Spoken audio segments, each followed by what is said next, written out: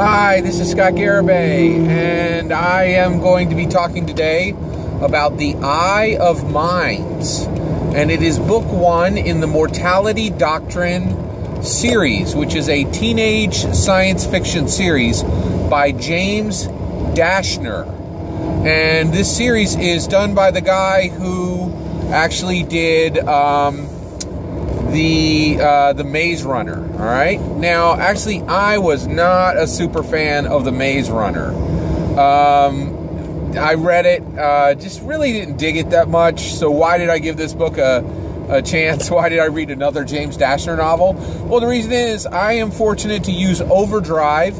Overdrive is it is an app on my phone which connects to my public library account.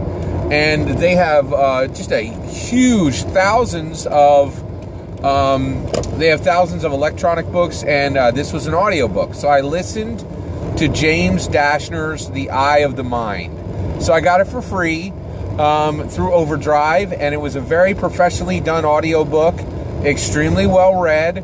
And I have to say, I think James Dashner is getting better. I thought this was a better book than The Maze Runner.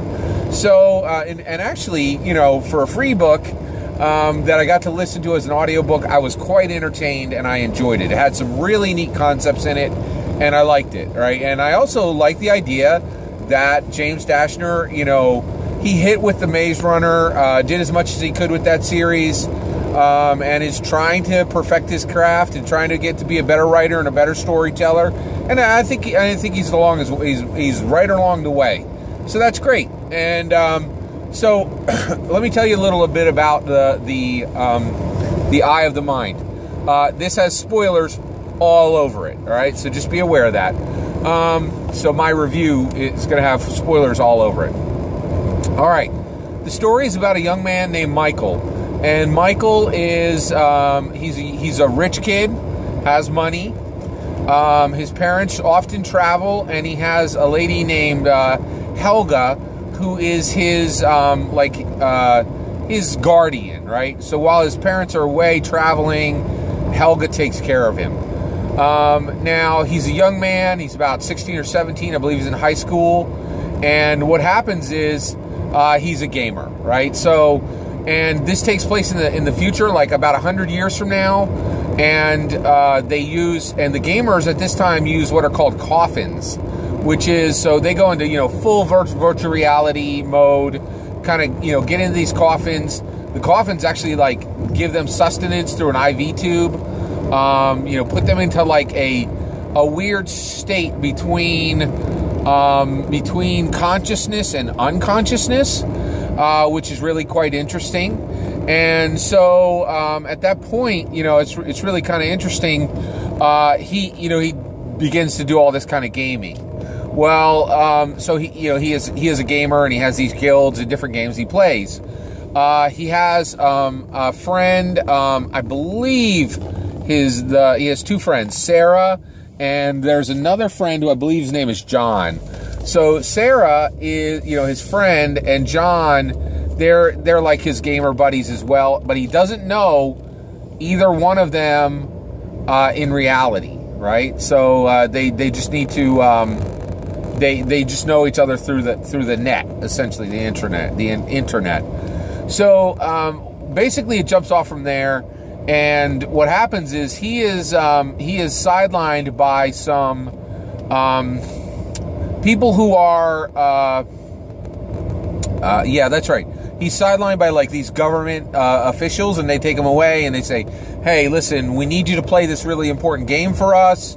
And the reality is, what's happening is, you are, I think it's called The Dark. One of the games he plays is called The Dark. And it's this huge MMO that is sprawling, and, you know, it's this big storyline and all that kind of thing. And they say, hey, we need you to play in The Dark for us and accomplish our goals, right? Now, one of the reasons why they're asking him is him and Sarah and John, Michael, Sarah, and John, are all good coders. So not only do they play the code, but they hack the code. So they hack the code of the game to be able to play well. And that is something that connects to today. A lot of the big gamers use like these rigs that allow them to manipulate the game, do certain things automatically. Bots, they use bots, things like that, just like in the real world. And so his coding skill is considered to be really important. And he says, you know, and the reason they need him to do this is they said, essentially, there is a gamer by the name of Kane. And Kane, what Kane is doing is he's taking actual players and he is using these things called kill sims, which these coffins emulate actual responses from your body. And so he is using kill sims, which actually trigger players to kill themselves and go a little crazy and actually die, right? So, you know, you have this video game that's starting to kill players in the real world. So, you know, Michael is very concerned about this. His friend Sarah is concerned about this. And at that point, he agrees. He goes and gets his friends. They meet in real space. They're like, you know, he's like, this is important. We need to talk about this. We can't, you know, talk about this over the net. We can talk about it over the net, but I want to talk for real, like, because we need to commit to one another. I thought that was an interesting part of the book, was saying, you know, when you need to make decisions, when you need to show loyalty to someone, you've got to meet in real space, right? Because, you know, the interactions you have for within the virtual world, they're really temporary, and they're not that important, right? And so they meet in real space, and he explains to them everything that's going on, explains how he actually needs their help, and they decide to help him, right? And so at this point, the game goes into, the book goes into Michael and Sarah having to play other games other than their favorite game to really dig in deep and find this killer gamer named Kane.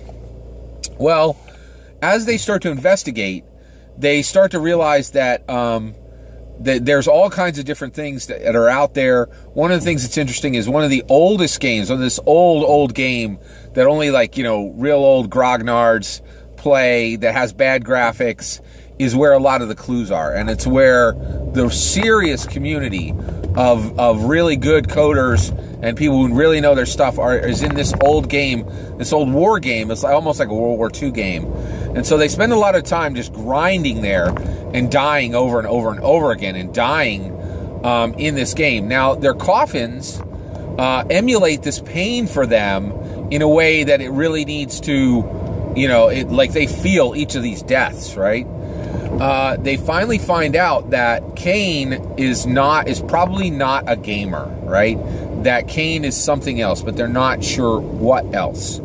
Then they go to the next level of a new game to get more clues. And when they go to the new game, it's the exact opposite. They've reached like a new level of this mystery, and there's still all of this investigation is being done virtually in the game space, right? Well, what they get to is they start playing at this super high level in this game, where this game is flipped. And I thought this was absolutely most interesting part of the entire book, which was, if you die, then you are dead, right? If you die in the game, if you die in the game, you don't die in the real world, but you're out. You will never be able to go any further, right? And so that was really interesting. And I've often wondered why the video game world does not do this. Does not, like, take a really, you know, high-end game and say, you attach your identity to your play, you go in, you play once, and when you're dead, you're done, period, out. And kind of like attach some importance to the game, or like some actual difficulty. Now, I will admit, I come at video games from a real side tangent. As much as possible, I avoid video games. They're not my favorite thing. I don't think they're really useful. You know, so, you know, it was, but I'm also fascinated by video games and by the way that they are structured, right? The way they're designed and the design choices around them, because I love board games, I love tabletop role-playing games, and game design is the same no matter what you're doing. Actually, it's not the same. It has many of the same elements, right? So that was one thing I thought was really interesting, was I wanted to see the elements that were in the game, or in the game design, and it was quite interesting. So they go and they get more information, and they're able to actually determine that Kane is not only not a gamer, Kane isn't even human, right? And so this is really interesting. At this point, it is found out that Kane is an artificial intelligence. Pretty interesting, right? So I was like, wow, that's kind of cool. In the book, they call the artificial intelligence tangents, right?